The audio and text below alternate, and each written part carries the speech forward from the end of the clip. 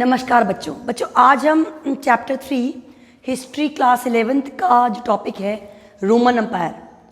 About that we were studying yesterday also in the previous class, and in this class we will study more thoroughly about the king and the system of their administration। आज के topic में हम राजा और वहाँ के administration का system क्या था उसके बारे में डिटेल में स्टडी करेंगे। तो कल हमने देखा था कि जो रोमन एम्पायर है वहाँ की जो लैंग्वेजेस थी बहुत सारी थी, बट जो मेन लैंग्वेज थी वो लैटिन और ग्रीक थी, वहाँ पे इस्टेब्लिश हुई। इसके साथ ही हमने देखा कि टू एम्पायर जो थे वो राइवलरी में थे, रोम और Iran, and we will study about the both of empires, and in that we have also studied that how Augustus founded the particular empire and gradually it was expanded. So today we will see the minute things of the administration, कि administration कैसे work कर रहा था, उस समय का empire कैसे flourish हो रहा था। तो देखिए बच्चों, रोमन एम्पायर हमने पहले ही पढ़ा था, अगस्टस ने इस्टेब्लिश किया था। कब किया था? It was establish in 27 BCE। 27 BCE में इस्टेब्लिश हुआ। एंड ये जो राजा था, जो एम्परर था, वो प्रिंसिपेट कहलाया। Principate was the emperor of Rome, sole ruler and only real source of authority. अब एक ही रूलर था और रियल सोर्स ऑफ अथॉरिटी था, but he was considered as the leading citizen, जिसको प्रिंसिप कहते हैं लैटिन में। In Latin language, it is called princeps to the king that was emperor of the Rome, जो कि absolute ruler नहीं होता। Absolute ruler क्यों नहीं होता? Because it was done to respect the Senate। Senate एक वहाँ की आप कह सकते हैं एक assembly थी, the body which had controlled Rome earlier, जिसने रोम को पहले कंट्रोल किया। और ये बॉडी मेनली थी एरिस्टोक्रेट्स की। एरिस्टोक्रेट्स कौन होते हैं? Aristocrats are the people those who are the wealthy ones. जो वेल्दियस्ट लोग थे रोम के, वो एरिस्टोक्रेट कहलाए। और उन वेल्दियस्ट लोगों में अगर हम बात करते हैं तो वो थे लैंड ओनर। मतलब एम्परर क्या कहलाया? एम्परर प्रिंसिपेट कहलाया। And he was not absolute. वो the emperor need to respect the senate, जो कि पहले फॉर्मल टाइम में होल्ड कर रही थी पूरे एम्पायर को।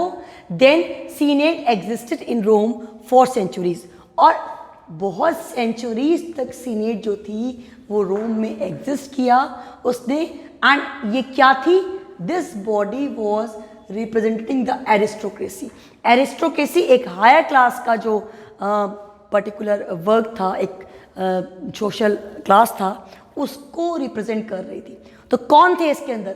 सीनेट के पार्ट जो एरिस्टोक्रेट्स थे वो wealthiest family of Rome empire, mainly land owners. जो वेल्दियस्ट फैमिलीज थी, well equipped with property and the money, वो उसके पार्ट थे एरिस्टोक्रेसी के। Then emperors were judged by how they behaved towards senate. Senate के aristocrats से आपके emperor कैसा बिहेव करते हैं उससे वो जज किए जाते थे। It means the king need to maintain the healthy relations with the senate, which was the formation of the people those who were called aristocrats. और अगर हम इसको और डीपली देखें तो इसका मतलब था aristocrats were having the very important role at the time of Roman empire, because they were there to hold all economic resources. तो एम्परर जो होता था, जो प्रिंसिपेट कहलाया, उसको सीनेट का रिगार्ड करना पड़ता था। एरिस्टोक्रेट्स को फेवर में लेके वर्क करना पड़ता था। और एरिस्टोक्रेट्स कौन थे? वेल्दियस्ट पीपल, स्पेशली जो लैंड ओनर्स, बड़ी बड़ी जमीन के मालिक जो थे, they were the part of the aristocracy. Now next to the emperor, the senate, the other key institutions of the imperial rule was army. अब राजा हो गया, सीनेट हो गया, अब एक और की इंस्टीट्यूशन क्या था? आर्मी थी। आर्मी जो थी that was the very important part of that time, क्योंकि एक कंट्री की जो आर्मी होती है, that army makes the country very strong because they are having all resources, they are having the weapons, they are having the security techniques also. तो country को safeguard रखने के लिए, स्ट्रांग करने के लिए एक स्ट्रांग आर्मी का होना बहुत ज़रूरी है। तो 3 चीज़ें इंपॉर्टेंट हो गई, कौन कौन सी हो गई? एक तो एम्परर हो गया, एक सीनेट हो गई, और थर्ड हो गई आपकी आर्मी। पेड प्रोफेशनल आर्मी जो थी वो स्टैब्लिश थी उसमें, जिसमें आर्मी को पे किया जाता था, they were salary based and 25 years of service. मतलब आर्मी में आपकी रिक्रूटमेंट के बाद the person was required to do the service for the 25 years. एक बार आर्मी की रिक्रूटमेंट के बाद 25 ईयर्स वो सर्विस कर सकता था। तो ये क्या हुआ? पेड आर्मी हो गई और 25 ईयर्स वो सर्विस कर सकता था। Now existence of a paid army was a distinctive feature of the Roman Empire। अब आर्मी को जो पे कर रहा था ये रोम एम्पायर का एक डिस्टिंक्टिव फीचर था, कि जो सबसे उसको अलग बना रहा था कि they were paying to the armies also, and the armies is going to protect the country because with the new weapons and the safety measures। अब आर्मी कैसी थी? Army was the largest single organized body in empire to determine the power of and the fate of the king। अब country का एक बहुत ही important part जिसमें सारे पावर जो हैं वो एग्जिस्ट कर रहे हैं, और ये उस एम्परर के फेट को डिसाइड करना। If the army is discipline, army is in unity, army is strengthened, एक साथ है, तो then they are going to follow the all things of the emperor. वो उसकी बात को पूरी को मानेंगे और एम्परर को और पावरफुल बनाएंगे। और अगर आर्मी स्कैटर्ड है, उनमें डिस्टिंक्टिव जो आपके डिस्क्रिमिनेशंस हो रहे हैं या आपस में वो they are having some disputes, at that time they will not be able to create the strong nation. तो एम्परर का फेट, उसका एम्पायर, उसमें एक स्ट्रॉन्ग आर्मी का एक बहुत ही इंपॉर्टेंट रोल था। Now, then agitation for better wages and service conditions। अब उस समय भी ऐसा होता था कि आर्मी के कुछ लोग बेटर वेजेस के लिए, अच्छी सर्विस कंडीशंस के लिए देवर क्रिएटिंग द डिस्प्यूट्स, वो एजिटेशन, अपना विरोध जो था उसको एक्सप्रेस कर रहे थे। And sometimes this agitation was converted into the mutinies. Mutinies छोटा मोटा जो आपका विद्रोह, जैसे कि आपका 1857 का म्यूटिनी हुआ था, विद्रोह हुआ था, उसी का पार्ट ले रहा था। जो लोगों की नाराज़गी थी, some time it was converting in the mutiny. किनकी नाराज़गी? उन आर्मी पीपल की नाराज़गी जो बेटर वेजेस और सर्विस कंडीशन की मांग कर रहे थे। तो ओवरऑल अगर हम देखें तो main players of political history of Roman empire कौन 3 लोग थे?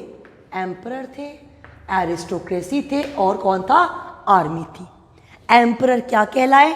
एम्परर कहलाए प्रिंसिपेट। प्रिंसिपेट कौन?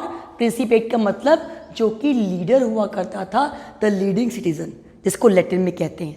और ऐसा क्यों? होल सोल एब्सोल्यूट अथॉरिटी क्यों नहीं बनाया? Because they have to respect the senate. Senate कौन? जिसके मेंबर कौन होते थे? एरिस्टोक्रेट। एरिस्टोक्रेट कौन? जो उस पर्टिकुलर प्लेस के रोमन एम्पायर के वेल्दियस्ट लोग होते थे, वो एरिस्टोक्रेट्स कहलाए। स्पेशली कौन से? जो लैंड ओनर्स थे।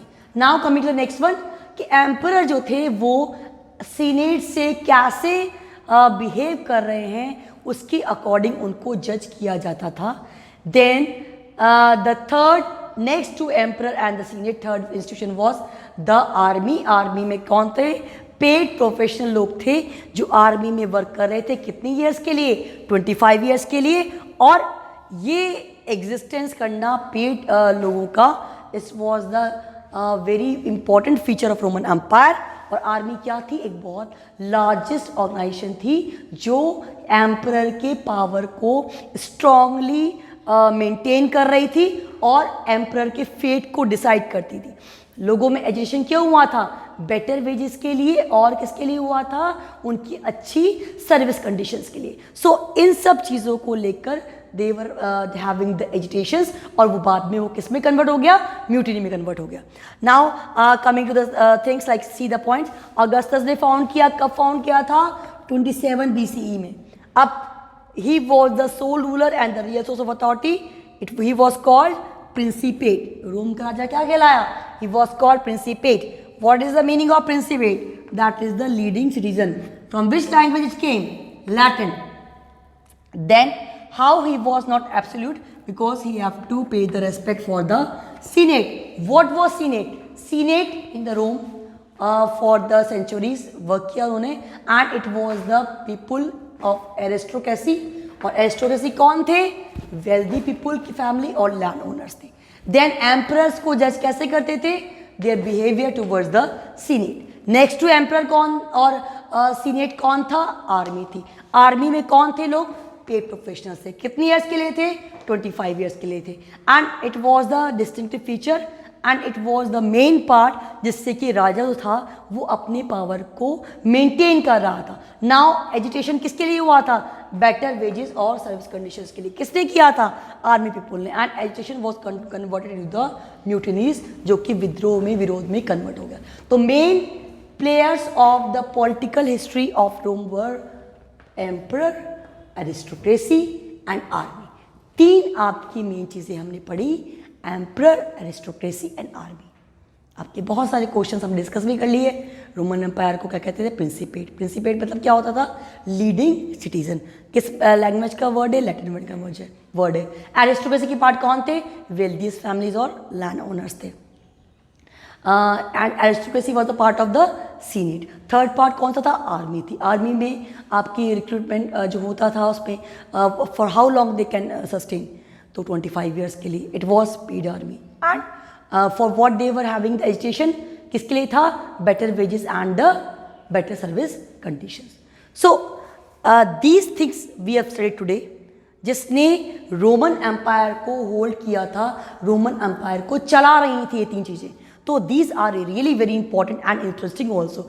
तो ये चीज़ें जो थी वो रोमन एम्पायर के लिए एक मतलब आप कह सकते हैं फाउंडेशन वर्क कर रही थी. So these all things we need to remember. बच्चों इसको हम हैंड टू हैंड रिवाइज भी करेंगे, जैसा कि हम बार बार 2 या 3 बार इसको रिवाइज करते हैं. हम फिर रिवीजन करेंगे चैप्टर 2 का ही, क्योंकि अभी जो हमारा चैप्टर आने वाला है एग्जाम में दैट इज़ 2 and 3. तो 3 का हम जो पार्ट पढ़ रहे हैं सिर्फ रोमन एम्पायर का, that will come in exam. Till that whatever notes I am providing from that only questions will come.